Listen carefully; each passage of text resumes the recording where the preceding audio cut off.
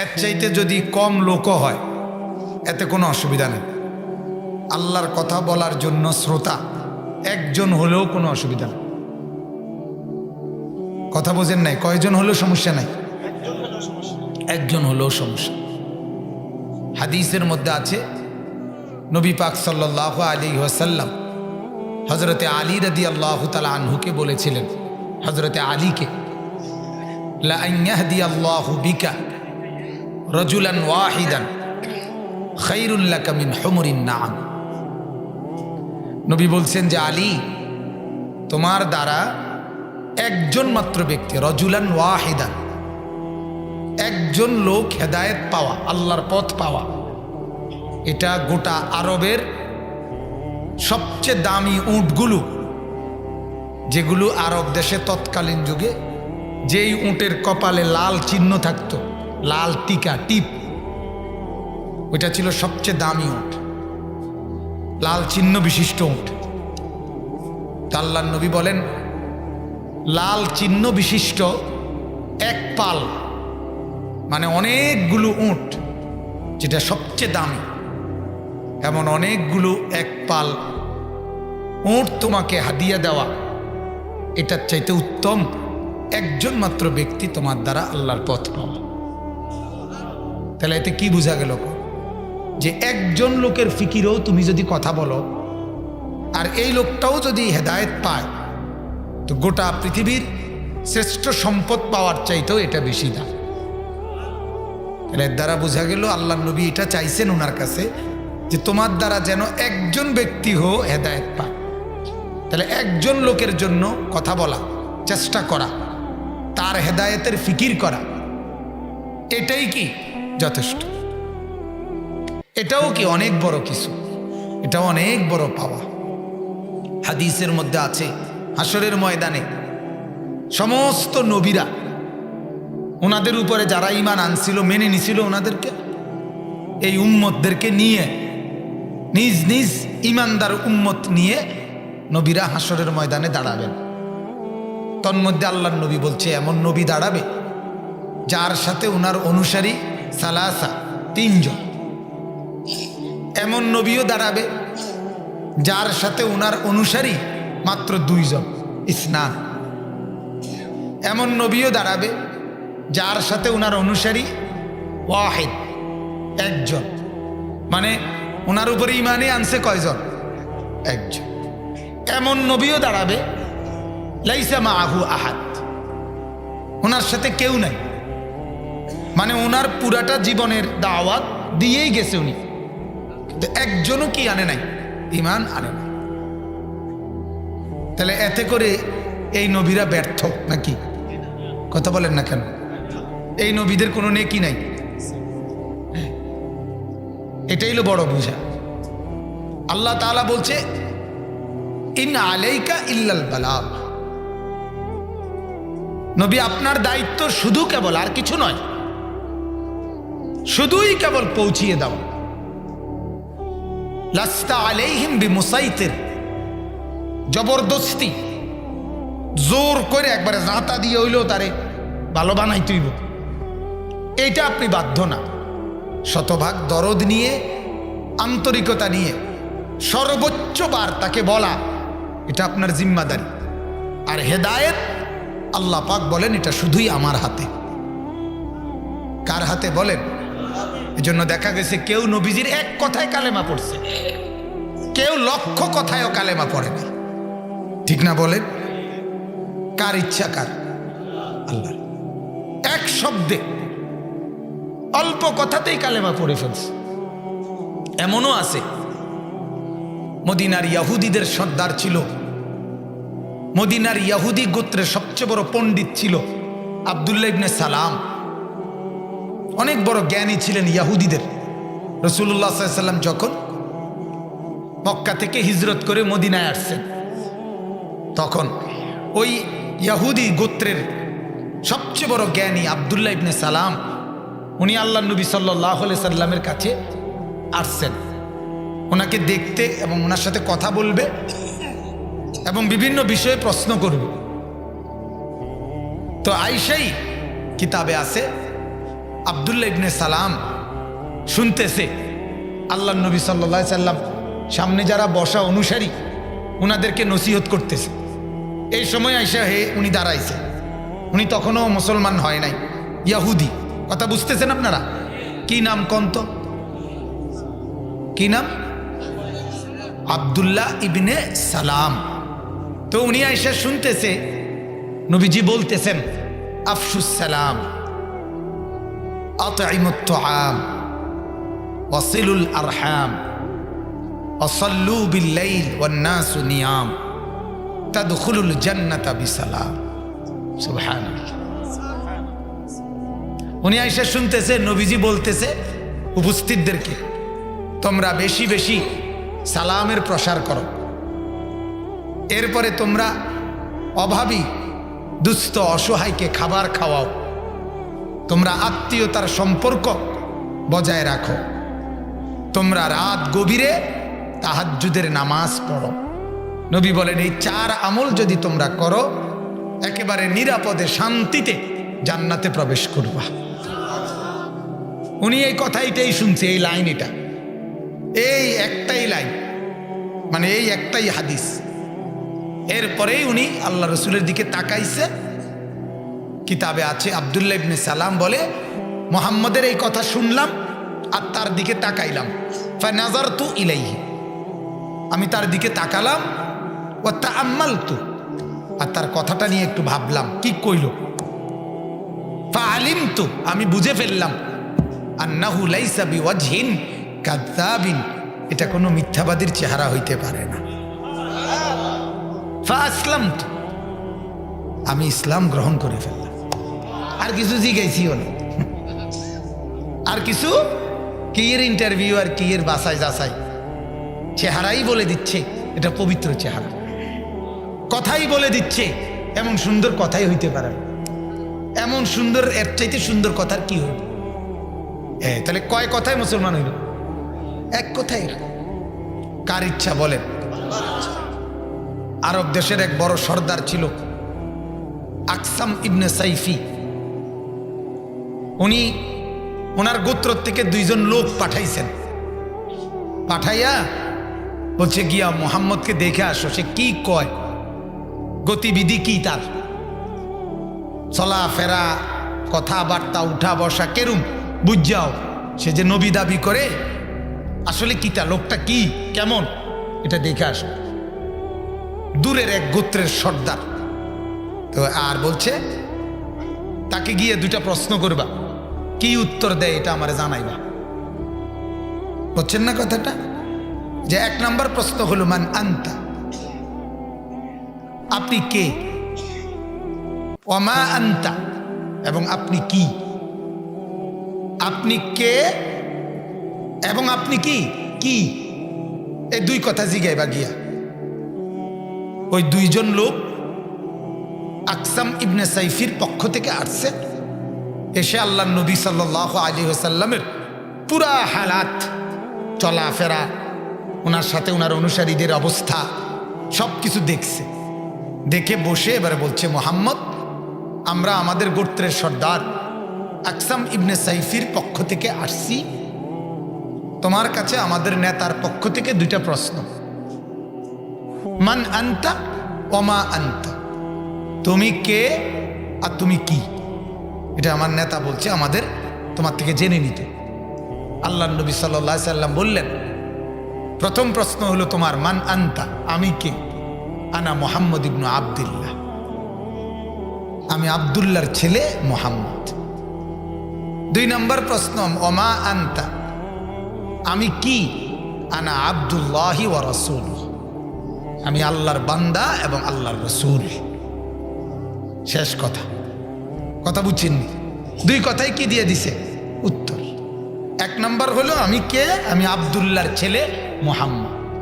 2 নম্বর আমি কি, যেমন আমার নাম আমি কে, আনিসুর রহমান, আমি কি আপনাদের মাহফিলের একজন ওয়াইজ। কথার কথা বুঝাইলাম আর কি। উনি কে, উনি অমুক, উনি কি করে, উনি চাকরি করে, উনি একজন চাকরিজীবী, এরকম আর কি। আল্লাহর নবী বলেন আমি আব্দুল্লাহর ছেলে মুহাম্মদ, আর আমি হলাম কি আল্লাহর বান্দা এবং আল্লাহর কি রাসূল। এরপরে আল্লাহর নবী বললেন, তোমাদের সর্দারে কে? আমি আমার আল্লাহর পক্ষ থেকে নাজিলকৃত একটা আয়াত শুধু তোমাদের সর্দারকে শুনাইতে চাই। তোমরা আমার থেকে এটা শোনো, শুই না তোমরা এইটাই গিয়া শুনাইবা। তোমাকে উত্তর তো দিছি, তবে আমার পক্ষ থেকে তোমাদের নেতার সামনে একটা আয়াত শোনাবা তোমরা গিয়া। তো তারা বলছে ঠিক আছে, বলেন কি বলতাম গিয়া। তো আল্লাহর নবী বললেন, ইন্নাল্লাহা ইয়া'মুরু বিল আদলি ওয়াল ইহসান ওয়া ইতাই যিল কুরবা ওয়া ইয়ানহা আনিল ফাহশাই ওয়াল মুনকারি ওয়াল বাগি ইয়াইযুকুম। কালেমা পড়লাম, এবার তোমরা সকলেই আমার সাথে কালেমা পড়ো। কমপক্ষে 200 লোক তাৎক্ষণিক এই আকসাম ইবনে সাইফি সহ কালেমা পড়ে মুসলমান হয়ে গেছে। এক আয়াতে, এক কথায় পরিবর্তন। ভাইয়া এই যে জোয়ান ভাই, আরো আগে এবং আপনাদের বুট খাইয়েন না, আপনারা হ্যাঁ আপনাদেরকে একটু আগান, আরেন আর একটু এর দূর আইসেন জন, আর কি আসেন দোস্ত, বুট খাইয়েন না কেউ না, দয়া করে। এটা ঠিক না বাজান, এটা ঠিক না। আল্লাহর কোরআনের সামনে এটা আদব না। কথা বুঝেন? এমনি শোনা আর টেলিভিশন সাউনার কোরআন শরীফের বয়ান শোনা এক কথা না, বুঝেননি আপনি কথাটা? টেলিভিশনও চাইতে আছেন, বনও খাইতে আছেন, বিড়িও খাইতে আছেন, চাও খাইতে আছেন, পেঁয়াজও খায়, বুটও খায়, দোয়ানদারও কয় ও লড়ে চুরা বইয়ে নো, ঠিক নেই কথা? দোয়ানদাররা কয় না, তার মানে কি কিছু অর্ডার দেন আর নাই তো কি ওড়েন, জায়গা ছাড়েন আরো, হ্যাঁ লড়ে চুরা বইয়েন। এইসব সংবং করলে এগুলো টেলিভিশন দেখা হয়। কোরআনের কথা 100% বিশ্বাস করেন, আদব নিয়ে শুনলে পাথর দিলে পরিবর্তন হয়, পাথর দিলে পরিবর্তন হয়। আমাদের এটা একটা বড় সমস্যা। আমরা যদি দরদ নিয়ে শুনতাম, কোরআনের আদব যেভাবে এভাবে শুনতাম, অনেক ফায়দা হতো, অনেক ফায়দা। তলব নিয়ে শুনলে কাফেরের দিল বদলায় যায়।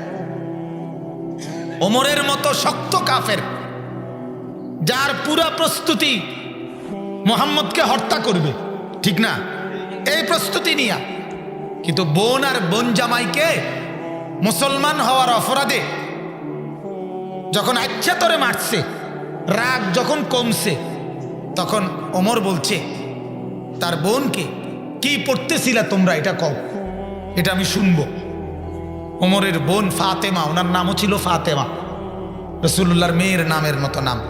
ওমর রাদিয়াল্লাহু তাআলা আনহুর এই বোন, এই যে বোনরে উনি মারছিলেন, এই বোনের নাম ছিল ফাতেমা, আর বোনের জামাইয়ের নাম ছিল সাঈদ ইবনে যায়েদ, বেহেশতের সুসংবাদপ্রাপ্ত 10 জন সাহাবীর একজন হযরতে সাঈদ। এইটা ওমরের আফন বোন জামাই, এ যাকে মারছিলেন। তো তারা দুইজন বলতেছে, ওমর এ কথাগুলো শুনতে হইলে পবিত্র হইতে হয়, এমনি শুনলে হয় না। কত ঠিক আছে, আমাকে কেমনে পবিত্র হইতে হবে কও। তো পবিত্র করছে, ওযু করাইছে, করাইয়া বসাইছে।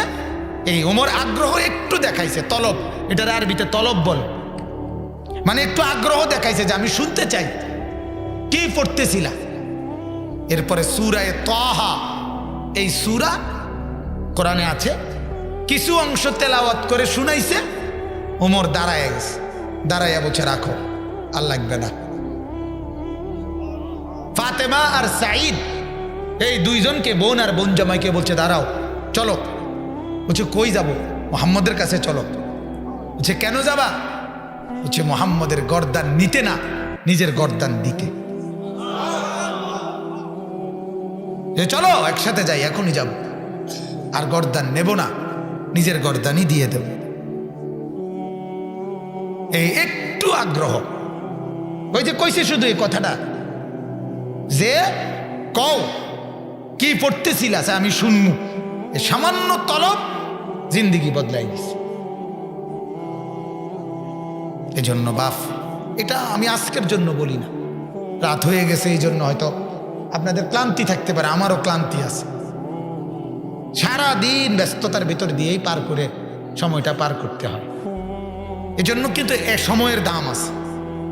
আধা ঘন্টাই বরকতের, যদি লাভবান না হয়, সময়টার থেকে কোনো ফায়দা না ওঠে, কথা বুঝেন নাই, আধা ঘন্টাই বইলাম আমি, এখান থেকে যদি আমার কোনো পুঁজি না আসে তো কিত্তাম হুদা বইলাম আমি।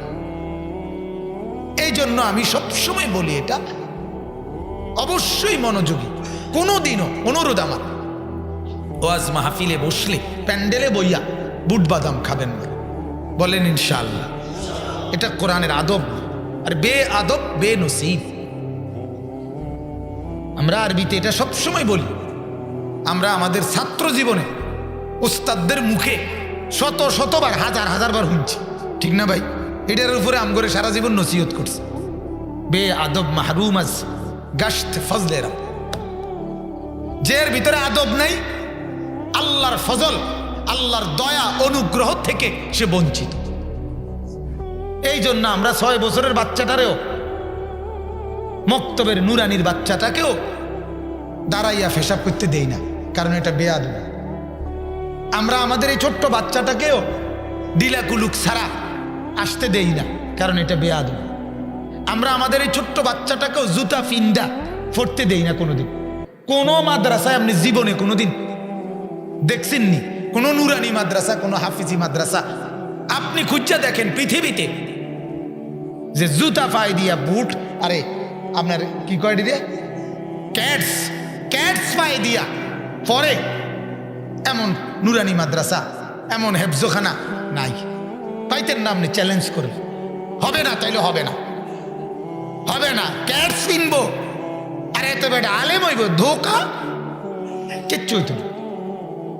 কারণ কোরআন আর এবিসিডি এক কথা না, কথা বলেন না?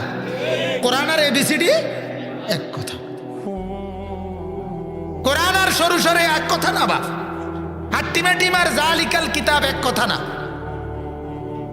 আকডুম বাকডুম আর আলহামদুলিল্লাহ রব্বিল আলামিন এক কথা না। এক কথা, সমান সমান, কাছাকাছি, মোটামুটি, না না না না, অনেক তফাৎ, অনেক তফাৎ। কোরআনুল কারীমের এক অক্ষরের সামনে তামাম কায়নাত কিছুই না, কিছুই না। নামাজের একটি সেজদার সামনে তামাম দুনিয়া কিছু না।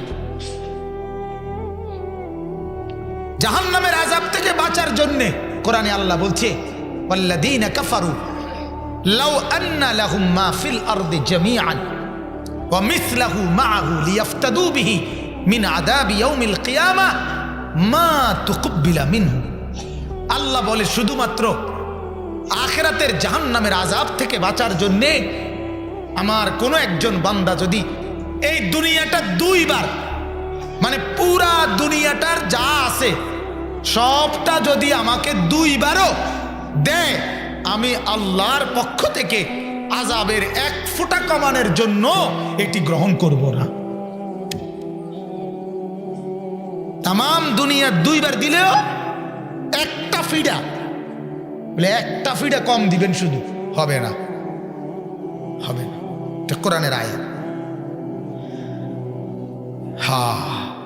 এজন্য ভাই খামখেয়ালি। তো একদিন এই উনি উনার ছেলা যেগুলারে নিয়া বাজারে বসে আছে, এই সময় ঠিক এই টাইমে ওই জমানার একজন বড় বুজুর্গ মুহাদ্দিস আলেম মুহাম্মদ ইবনে মাসলামা আল কানাবি, ওনার নামও হাদিসের কিতাবে আছে। এই উনি যাচ্ছিলেন ঘোড়ার পিঠে বা উটের পিঠে চড়ে বাজারের পাশ দিয়া। তো ওনার সাথে ওই সোহবার সাথে যেই ফোলাফান্ডি, এদের মধ্য থেকে কেউ একজন কইছে, কয়ে দেখ দেখ, উনি মুহাম্মদ ইবনে মাসলামা, বর্তমান সময়ের বড় হুজুর, উনি বড় আলেম, বড় মুহাদ্দিস, অনেক জ্ঞানী গুণী, এমনি কইছে আর কি কেউ। এইটা বলাতেই ওই হে এই সোহবা, হ্যাঁ রে বারে হুজুর, দূরে বেটা সেদিকে হুজুরে চাই দূরে কথা জিঙ্গাই চাই কিতা জানে, মানে এটা বেটকি দিছে আর কি, কথা বুঝেন? হে তো ফালতু মানুষ, তো গায়ে চাই কির বড় হুজুরে চাই দিকে আয় হুজুরের দ্বারা যাম। তো পরে কাছে গে হুজুর কারণ কারণ দাঁড়ান। তো দাঁড়াইছে উনি, ওটের রশি ধরছে, ধরে বলছে আমনে বলে বহুত বড় হুজুর। মানুষ দি কয় চাই কি জানেন স্যার, একটা হাদিস কোন চাই চাই কিটা জানেন চাই চাই আসলে কি এটা জানার নিয়তে না তামসা? তামসা করতেছে মূলত। কিতাবে আছে, আহা ওই হুজুর ওই মুহাদ্দিস তিনি নিয়ত করছে লগ মনে মনে, আল্লাহ দেখেই বোঝা যাচ্ছে এ তামাশা করার জন্য বলতেছে, কিন্তু মাওলা তামসা করে হইল তোমার বন্ধুর হাদিসে তো শুনতে চাইছে, আল্লাহ আমি বলি তুমি বরকত দিও। নিয়তটা বুঝছেন? ওনার নিয়ত হলো আল্লাহ এমনি শুনুক, দুষ্টামি করেই শুনুক না, কিন্তু শুনতে তো চাইছে কি? গান তো আর শুনতে চাইছে না, আপনার রসুলের হাদিসে তো শুনতে চাইছে, আল্লাহ আমি বলি আপনি কদ্দুর বরকত দিয়ে। এই কথা বলেই উনি একটা হাদিস বলছে, ওই সাদা জ্যাকেট সোজাই বউ সোজা, তুমি পিছনে চাইও না, আইসো না। আমি আপনার কাউরে ধারধারি না, সোজা হিসাব।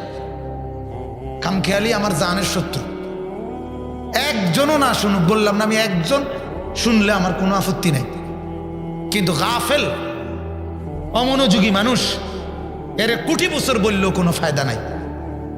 এর থেকে বুঝের শুনুন না, একজনরে বললে লাভ। কথা বুঝছেন নি আপনার? হ্যাঁ, এটা জরুরি।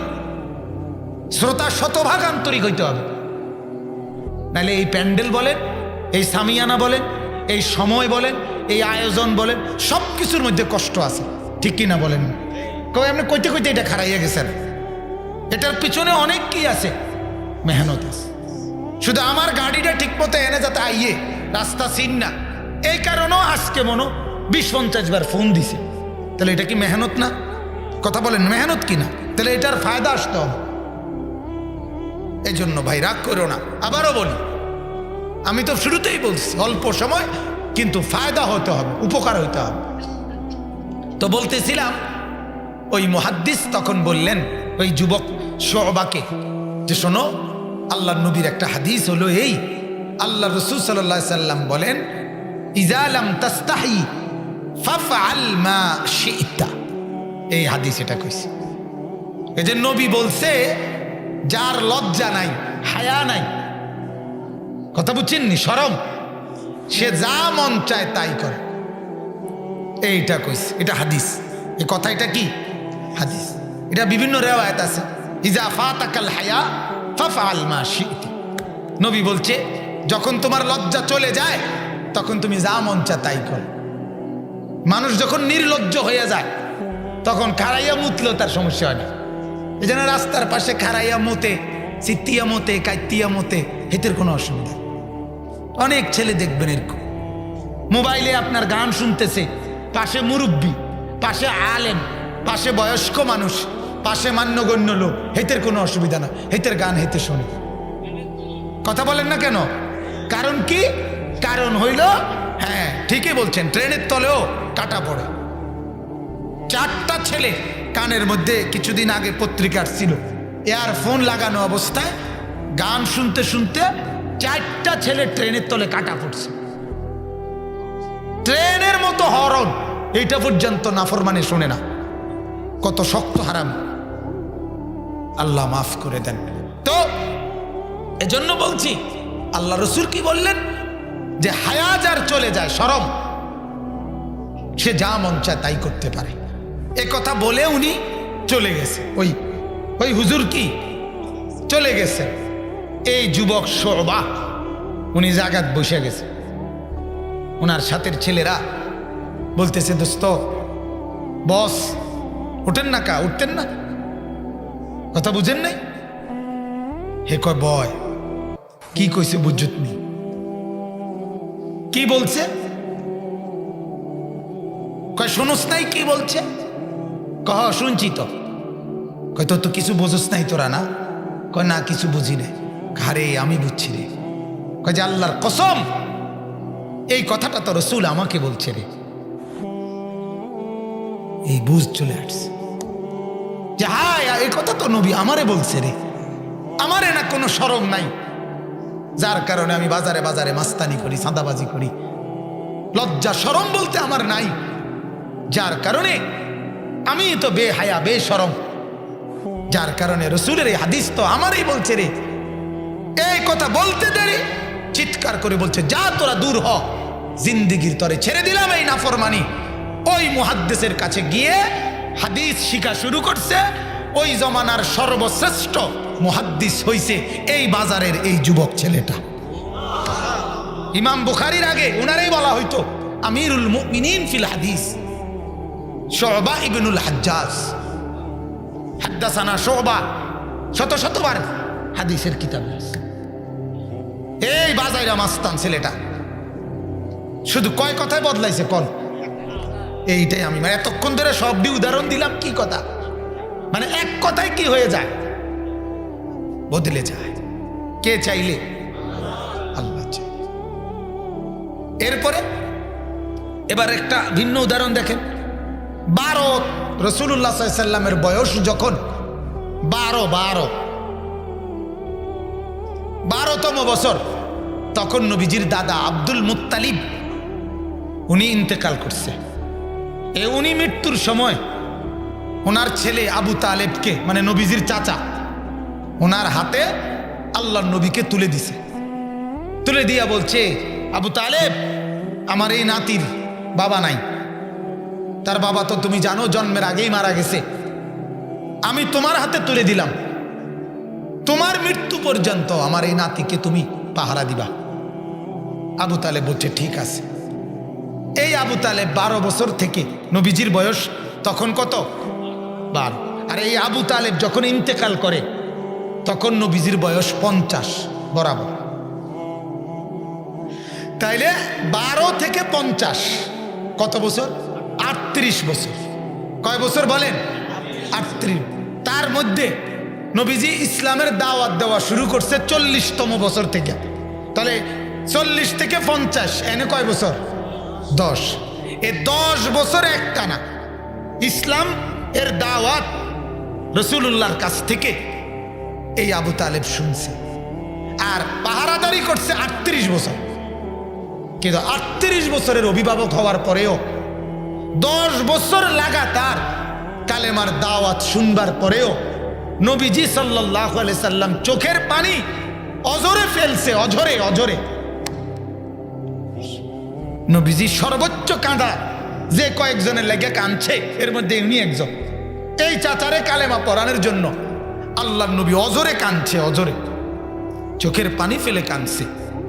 কিন্তু 38 বছর পরেও, 10 বছরের দাওয়াতের পরেও এই বেটা আবু তালেব মৃত্যুর নিঃশ্বাস পর্যন্ত একবারের জন্য কালেমা পড়ে নাই।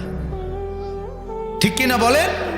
হ্যাঁ, কোরআনুল কারীমের মধ্যে আছে নবীজি যখন এই আবু তালেব মারা গেছে কালেমা পড়াইতে পারল না, তখন আল্লাহর নবী তখনও কাঁদতেছিল। বিশ্বাস করেন, তখন কান্দে এবার বলতেছে, আমি আমার আল্লাহর কাছে চাচা আপনার জন্য মাগফিরাত চামু, ইস্তেগফার করবো যতক্ষণ আল্লাহ নিষেধ না করে। এই তখন আল্লাহ কোরআনের আয়াত নাজিল করে জানাইছে, মা কানা লিন-নাবিয়্যি ওয়াল্লাযীনা আমানু আন ইস্তাগফিরু লিল মুশরিকিন ওয়ালাউ কানু উলি কুরবা। নবী, আপনি এবং ঈমানদারদের জন্য জায়েজ নাই, অনুমতি নাই কোনো মুশরিকের জন্য আমার কাছে ক্ষমা চাওয়া, এটার ইজাজত নাই, হোক সে আপনার নিকটাত্মীয়, ওয়ালাউ কানু উলি কুরবা, আপনার ঘনিষ্ঠ মানুষ হোক, তবুও আপনি কি করতে পারবেন না, আর কোনোদিন ইস্তেগফার করবেন। কথা বুঝছেন নি আপনি? তাহলে আপনি উভয়টার উদাহরণ দেখলেন নি? এক কথায়ও কি হয়ে গেছে? বদলে গেছে। আবার লক্ষ কথায়ও কি হয় নাই? বদলায় নাই। এই জন্য ভাইয়া, যখনই আল্লাহর কথা শুনবেন, আমাদের জুমার নামাজ মসজিদগুলোতে আজকে প্রত্যেকটা জুমারে আলহামদুলিল্লাহ পর্যাপ্ত বয়ান হয় মসজিদগুলোতে, কিন্তু দুঃখের বিষয় হলো শুধুমাত্র গাফলতের কারণে, মুসল্লিদের খামখেয়ালির কারণে মসজিদের এই জুমার বয়ানগুলোতে ফায়দা কম হয়। কথা বোঝেন নাই?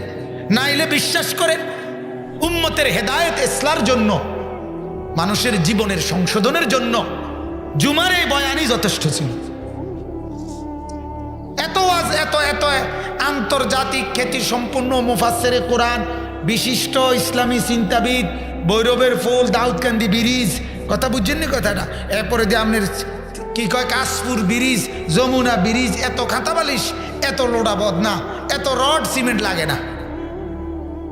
আমরা আপনার ওই দূরের থেকে আমরা কদ্দূরে লেগে আইলে আপনারা টাইটেল সুবহানাল্লাহ হুজুরে মানে বিরাট কিছু, তাল গাছের তো বড় বিরাট হুজুর, এই মরে যাবে আল গাছতে আইছে, কথা বুঝেন? উনি আন্তর্জাতিক খ্যাতি সম্পূর্ণ মুফাসসিরে কোরআন, বিশিষ্ট, কোনো নর্মাল চিন্তা নাই, বিরাট চিন্তা করেন, কথা বুঝছেন? কিন্তু ইনসাফের দৃষ্টিতে বহু মসজিদের ইমাম আপনাদের কাছে অবহেলিত, বলেন নাউজুবিল্লাহ। অথচ মসজিদের ইমামের যেই জায়গায় দাঁড়ায়, আজ থেকে 1450 বছর আগে ইমামের ওই জায়গায় যিনি দাঁড়াইছেন উনার নাম মুহাম্মাদুর রাসূলুল্লাহ সাল্লাল্লাহু আলাইহি ওয়াসাল্লাম। ইমামের এই মসনদ অনেক দামি, অনেক ইজ্জতের। অতএব এটা ফিকির করা চাই বাবা। কাউকে অবমূল্যায়ন করতে আমি বলি না, মাহফিলের বক্তাকেও আপনি অবমূল্যায়ন করেন, এটা আমি বলি নাই, নয়তো আমি তো মাহফিলের একজন বক্তা, ঠিক কিনা বলেন না কেন?